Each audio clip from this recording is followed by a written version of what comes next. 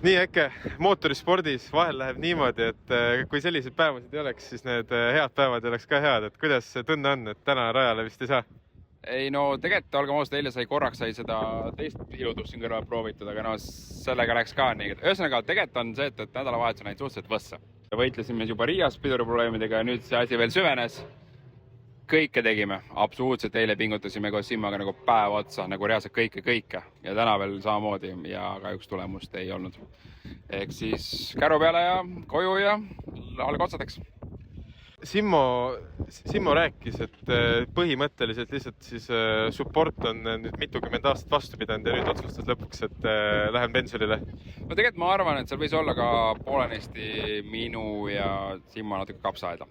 Sest kui ma panin uued, ennem Riiat panin uued klotsid alla, siis me võib-olla ei puhastanud piisavalt hästi. Ja Riias läksid pidurid keema ja ei peale. Ja ma arvan, et see kummipuru, mis seal on aastatega tulnud, et ma kardan, et see lihtsalt sulas sinna sisse kinni ära, et see on kuskil mingi õlitus või õhutuskanal on lihtsalt sodi täis. Kuigi siin me reaalselt vaatasime, tegime kõik lahti, vaatasime, et ei näe, aga juus peab veel rohkem lammutama. No siin lammutamisest rääkides, et järgmine võistlus on nüüd 6 aja pärast, et tegelikult ju lammutamiseks aega on. Vaata, võib olla, aga seal on väga palju töökohustusi ja perekondlikke kohustusi on vahel, et tegelikult ütlen ausalt, mul on ainult järgmised 2 nädalat aega, et seda asi korda saada. No kindlasti loodame, et saad. Teeme korraks väikse sellise hüppe selle villi peale, et 1600 F4 mootor, ma saan aru. Sa said temaga 2 ringi teha. Kas mingit aimu said? Loomulikult, sa tunnetad küll seda võimsust. Jah, kuigi see oli nagu lühikeseks läks, et jäi see sõit sellepärast, et bensupakk lekkis. Antud hetkel on seal kott, on ju. Et lihtsalt süda läks niivõrd pahaks, et ma ei olnud suuteline enam sõitma.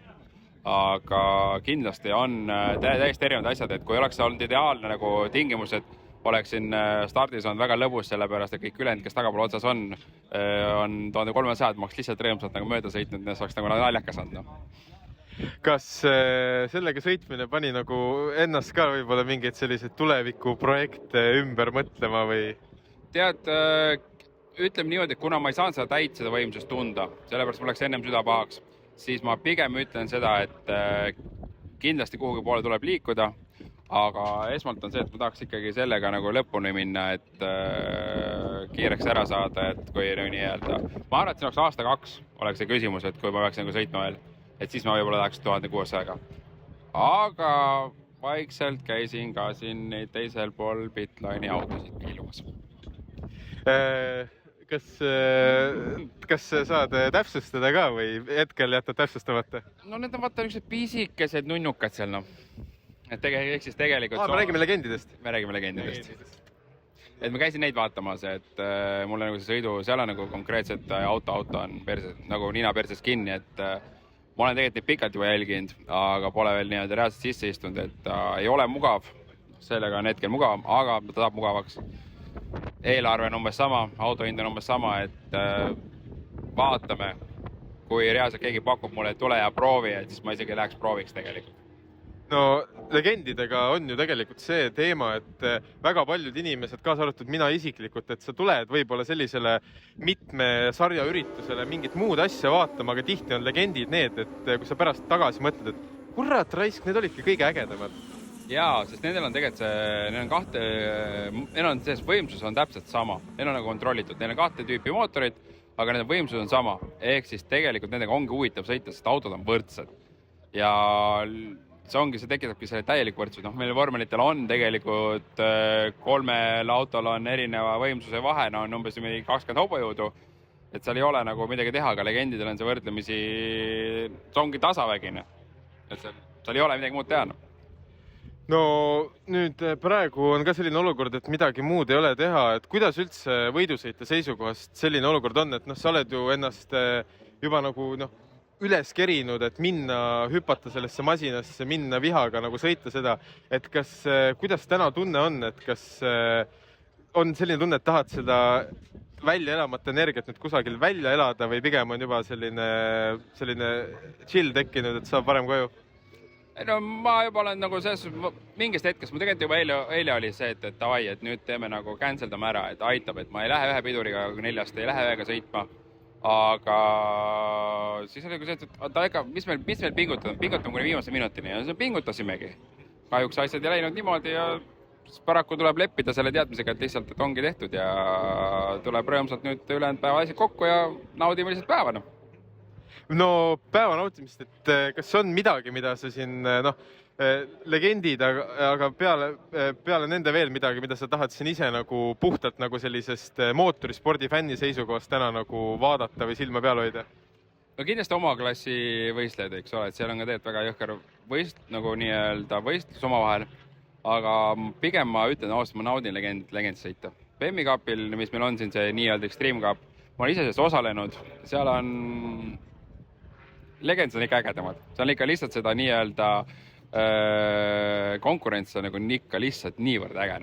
Seal ei ole vastu panna, seal ei ole nagu niimoodi nagu vormelitel, näiteks unustusdistantsi ja jaguneb see asi nagu 8, legendidel on kõik üks, et sul lähevadki 20 matsi, lähevadki ühes rodus ja lähevadki ühes rodus, et seal ei ole midagi teha. No siin isegi kui on midagi teha, nagu et üks lahe asi, mida siin oli näha, mida me nägime Lätis, nägime ka, et midagi on perses ja siis tegelikult kogu see kommuun, kogu see seltskond, et kõik tulevad aitama, vaatavad, et kes midagi annab teha, et vist tegelikult on väga mõnus nagu sellest osa olla. Ei loomulikult, me kõik käisid, kes nagu natukenegi vaatavad, et nagu tulevad eile õhtul, et midagi on jama, et see ei ole normaalne. Täna ja me nagu reaalselt eile kõik tegime ja proovisime ja nagu ei saa, siis saa. Seal ei ole kahjuks midagi teha. Et ja ei loomulikult, siin kõik hoiavad kokku ja kõigil on tegelikult kahju, et ei ole ühte autot rivis. Et seal olemata sellest, et ma ei ole võib-olla kõige kiirem, eks ole, aga ma ei ole ka kindlasti kõige aeglasem, et pakungi lihtsalt konkurentsi, ükskõik mis koha peal on võistlejana, ma pakun konkurentsi ja pigem ongi see, et nagu meil siin oli arutelu, et meie klubist, vormeliklubist me ei saa, ainult mina ja Marko Mätik saame esitada protesti teistele, sest teised sõidavad teise litsentsi all, mina sõidan koos Mätikuga Villu Kraabi alt, eks ole. Ehk siis meie omavahel saaksime protesti ehitada. Ehk siis tegelikult see, kui ametlikult peaks protesti ehitama, siis oleme meie kahekesti, kes saame teiste vastu. Nemad ei saa omavahel esitada protesti. Aga olgem ausad, keegi esitab protesti. Me lihtsalt tuleme raja äärde, sõimame üksteist näo täis, läheme sõidame järgmine sõidu edasi. Et meil ei ole niisugust nagu nii-öelda, me pigem teeme ikkagi seda oma lõbuks, oma rõõmuks ja on tore, kui me saame üksteisel nagu nii-öelda pinget tekitada see raja peal ja raja ääres. Ehk siis ongi, et tuleme raja äärde, sõimame üksteisel näo täis, pärast teeme pulli, pärast paneme puid alla üksteisele, teeme pulli ja siis ongi tegelikult päev korda läinud.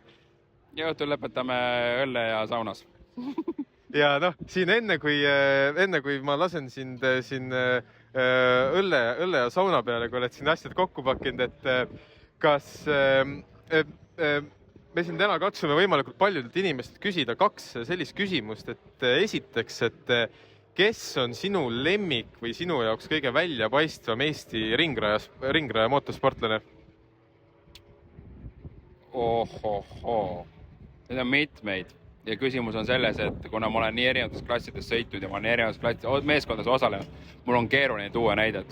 Ja see, kes on tänapäeval rump ja kes meil on vips ja kõik üleval pool, nad on väga tublid. Aga kahjuks ma arvan, et pigem ma ikkagi kiirdun sinna vanemate inimeste poole. Väga ehte näide, vormeliklubis kindlasti Taavi Kuul, eks ole. Vabandust, Jaak Kuul, Taavi enda poeg. Et ikkagi nagu nii-öelda vanakooli mehed ikkagi arvestades, mis tingimustes nemad sõidavad ja mis tingimused meie tänapäeva inimesed sõidavad, siis on öö ja päev. Ja teine küsimus, et mis on sellest, sellel heal lapsel mitu nime, et on ta siin olnud Porsche ring, Auto24 ring, Audru ring, et mis on sinu jaoks sellel rajal kõige selline, kas sul endal või siis ise nagu siin rajal midagi nähes, kõige selline ägedam või säravam mälestus selle rajaga seoses? Sa mõtled kas sõidu ajal või lihtsalt üleüldiselt? Kumb, ütleme siis sõidu ajal. Mulle isiklikult meenub üks aasta, kui ma BMW Extreme'iga sõitsin, siis oli see tagumine lauge sirv, vihmaga tulime trenni tegema ja eks ma panime natukene vanemad rihvad alla ja siis 40-ga vesiliug. Et see oli siuke taga otsaga ja taga valli, et see oli siuke nagu ehe mälestus või siis see kõige esimene kurv, mis siin on ennem pitline'i, et siis seal keegi too sooli pannud ja siis ma lõpetasin peaaegu siin esimest betoonseinas. Ja siis pärast mehaanik ütles mulle, et ma mõtlesin peas välja, et mis haamri, mis kuvalde, mis välja ma alla pean panema. Ehk siis sellised emotsioonid kindlasti, jah. Aga ega ütleme, et kogu see asi tulebki nii-öelda võistlemise emotsiooni najal, et niisama kohale tulla on tore vaadata, aga sa pead ikkagi fanatt olema või vähemasti korragi sõitnud selle autoga, et ega ma rohkem ei oskaks praegu välja tuua, noh. Kuidas ma pidin Dosooli ma pidin ju kaasa tooma, me rääkisime eile, aga mul jäi toomata, aga nüüd vist polegi vaja. Mitte Dosooli, valitooli ja Red Bulli. Valitooli ja Red Bulli. Red Bulli ma tõin kusjuures. Oota, selle teeme siin. Oota, siin näe, läheb Ekele Red Bull ja siis oota, anname, näe, Simmo, rohkem, see on soe, aga nagu käib küll. Küll suurepärane. Et kõik asjad olemas. Aga Red Bulli tehnika peab alt... No, selles, kui sa võtad mult Red Bullis, sa pead arvestama, et see pole hästi hoitud. Aga siin nüüd on kokkupakkimine ja siis nüüd on 2 nädalat seda aega korda teha ja siis siht on septembri esimeses pooles sellega Pikerniki rajal olla. Aga mis muidu üldse nii sinu kui Strife Garage'i sellised, ütleme niimoodi, aasta teise poole või siis sellised läheneva sügishooaja plaanid on? No nüüd on nagu see, et mootori saime korda, käigukasti ülekandeid saime ideaalseks ja no pidurid. Mul ei ole muud teha, mul auto käib, mul liigub, käigud on ideaalsed, vähemasti ma sain nagu sõita ringi, nii-öelda katseta ülekanded asju. Et nüüd ongi pidurid, mul ei ole midagi muud. Ja kui pidurid on korras, siis mul ei ole mitte ühtegi vabandust, et miks ma ei ole esiotsas. Ma olen üsna kindel, et kui me pärast Pikerniki räägime, siis me teeme siin seda sama asja, meenutame poodiumi intervjuu kontekstis ka. Eke, su vibe on alati hea ja nii, oota. Enne kui te hakkate sinna üksteist kallistama, musitama, et äkki jätame Riia vahel, läheme Saaremaa rallit sõitma. Sa ralliplaanidega jälle, sa oled seda... Sa mõtle, ma lähen istun tagasi. Ühesõnaga tuleb Saaremaa ralli ka ja siis mis iganes tuleb. Ma arvan, et see tööle minev mootor oligi märguanne sellest, et mis iganes tuleb, pulli ja kärtsu-mürtsu saab. Just nii. Aitäh sulle.